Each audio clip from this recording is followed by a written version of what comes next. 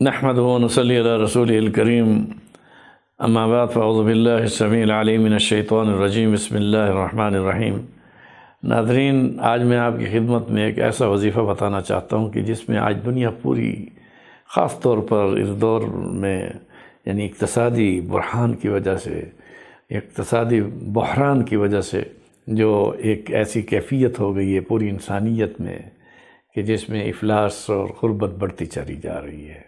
غریب غریب سے تر ہوتا جا رہا ہے، امیر امیر سے امیر تر ہوتا جا رہا ہے۔ ایسی صورتحال میں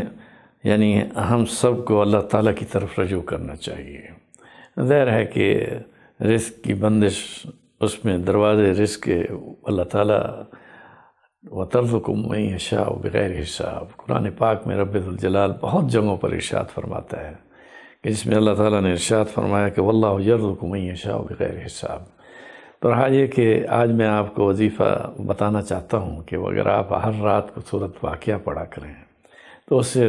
رزق کی کشادگی بھی ہوتی ہے اور غربت اور فقر اس گھر میں نہیں آتا۔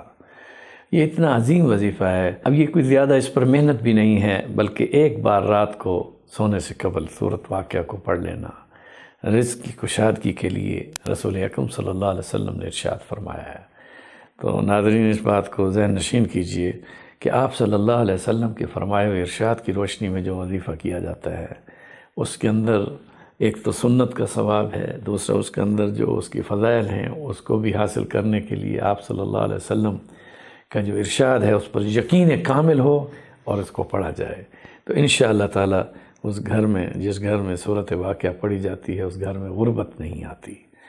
حضرت عمر بن عبدالعزیز رضی اللہ تعالیٰ عنہ نے اپنے بچوں کے لیے کچھ بھی نہیں بنایا، تو کسی نے کہا کہ امیر المومنین، آپ نے اپنے بچوں کے لیے مستقبل میں کچھ نہیں سوچا؟ تو انہوں نے جواب میں فرمایا کہ میں نے اپنی بچیوں کو سورۃ واقعہ یاد کرا دی ہے، جس کی وجہ سے میں یقین کرتا ہوں کہ اللہ تعالیٰ ان کے رزق کی کشادگی کے ساتھ انہیں اتنی برکتیں عطا فرمائے گا کہ میں انہیں کیا دوں گا جو اللہ تعالیٰ کی طرف سے اپنے ان غیبی خزانوں سے وَمَن يَتَّقِ اللَّهَ يَجْعَل لَّهُ مَخْرَجًا وَيَرْزُقْهُ مِنْ حَيْثُ لَا يَحْتَسِبُ، یعنی ایسی جگہ سے وہ رزق عطا فرمائے گا کہ جس سے انہیں گمان بھی نہیں ہوگا۔